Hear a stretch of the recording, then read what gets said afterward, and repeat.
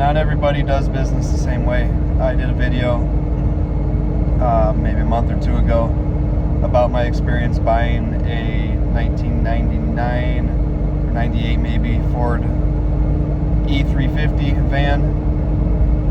And long story short, the person I bought it from was delivering it to me. About a 45-minute drive. I was following behind him. No, actually I was leading in front of him. 15 minutes into the drive, he realized that a brake caliper was hanging up pretty severely.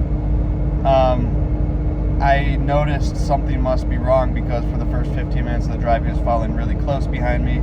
He was not lagging behind at all. He was just staying right on my tail, and all of a sudden he was lagging way back, and I was like, uh-oh, something's wrong. He continued to lag way back. We got there, and at least he had the decency to tell me a brake caliper was hanging up, but he didn't call me. He didn't stop. He didn't call me. He didn't let me know about it during the drive. He just kept driving on this smoking, stuck brake caliper. And then when he got there, he didn't offer, and I didn't ask to be honest, but he didn't offer any sort of discount off the purchase price of the vehicle, even though it was having a pretty serious issue that existed at the time that he sold me the vehicle that wasn't disclosed, that I hadn't noticed in my shorter test drive. Apparently it was something that started happening at about the 15-minute mark as things heated up, and I took it for like a 10-minute test drive. So that was a learning experience for me there as well. But after that point, in retrospect, I was like, this really wasn't right. The guy knew that it was having a serious issue that's going to be a major expense. I had paid his asking price, and he didn't offer any sort of discount. I called him up and said, hey, I'd like to return the vehicle to you for my money back. You know it's not right to realize that this is going on and to not even offer a discount. And I firmly believe that's true. And I firmly believe that there's people in the world who are different than that. And let's jump ahead to that because I don't want to talk more about a bad experience. I want to highlight a good experience. With this vehicle I'm driving right now, 2002 Toyota Sequoia that I purchased in Arizona, 307,000 miles when I purchased it.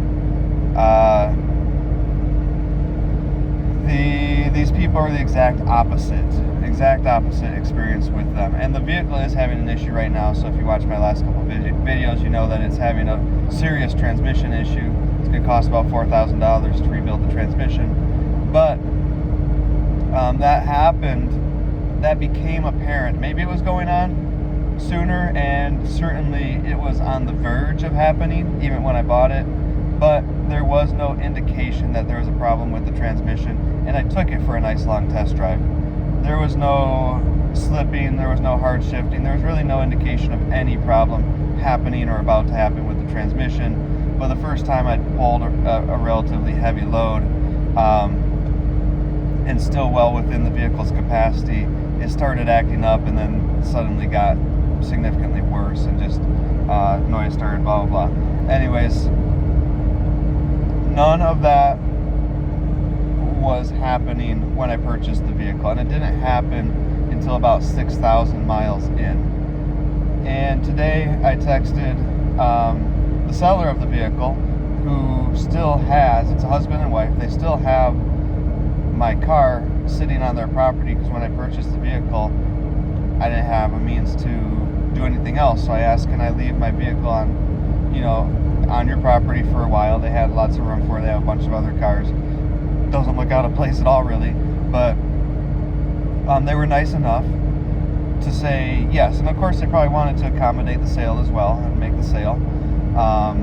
And it was kind of clear that that was what I needed in order to make the sale happen. So regardless, they said yes. And they also took $2,500 day of, and I agreed to pay them $100 a month for the following 5 months and to pick up the car within 5 months. So basically I framed it as I'm going to pay you storage for the car at $100 a month, but really it was pretty much understood. The selling price of the vehicle's $3,000. You can look at it however you want, but I'm paying a total of $3,000. I realized after I left that I had left $210 in an envelope under the folded down back seat of the car, and I let them know about it and asked if they could just go ahead and grab that and apply it towards the balance of $500. And they were like, first of all, this really nice gesture here. They were like, oh, but do you need that right now? You know, because we can Venmo you that money, or Cash App, I guess. But anyways, I said, no, I think I should be good without it. Go ahead and just keep it, but if I get into a bind, I'll let you know. Thank you for offering to do that. And so today I let him know, hey, are you going to be around tomorrow night? I think I'd like to pick up, well, I just asked if he's going to be around. He said, yeah, where do you think you need to pick up the car? And I said, yeah, I'd like to pick up the car, but what I'd actually like to do is swap out the SUV for the car, because it's having this transmission issue. I can't afford to fix it right now. If you don't mind, I'd like to just swap the vehicles out, and we'll keep our original arrangement, and I'll save up the money, if at all possible, to get the truck fixed by the time that I was, originally scheduled to pick up the car. So it's just switching them out. And then he called me and asked what was going on, and I explained what was going on, and he kind of seemed a little awkward about it at first, just like trying to say, we really didn't know that there was any issue with the transmission. I was like, I know, I have no hard feelings at all. I completely understand that. I don't think you hid anything from me. It's a high mileage vehicle. I was working it hard. The other thing here is that they undersold their vehicle. They really said, like, this is probably good for local use, running kids around town, and just really undersold it, or maybe not undersold it, because maybe they were right about all that, but did not oversell it, didn't try to make any claims that they couldn't be sure of, and if anything, they downplayed the condition of the vehicle. And that's the opposite. When I bought the van, he was like, I wouldn't hesitate to drive this to California tomorrow, blah blah blah, cliche. And then 15 minutes into the first drive, it has a major issue. But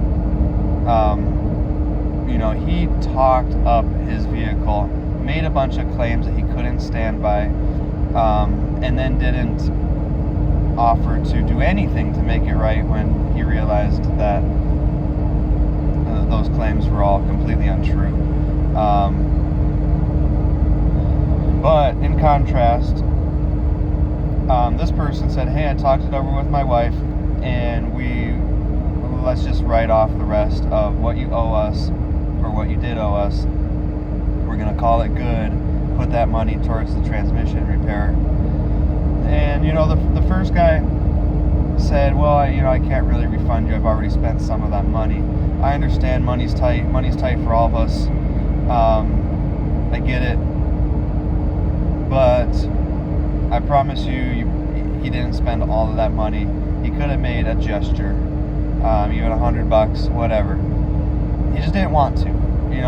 He realized he was in a position to say no, and so he said no.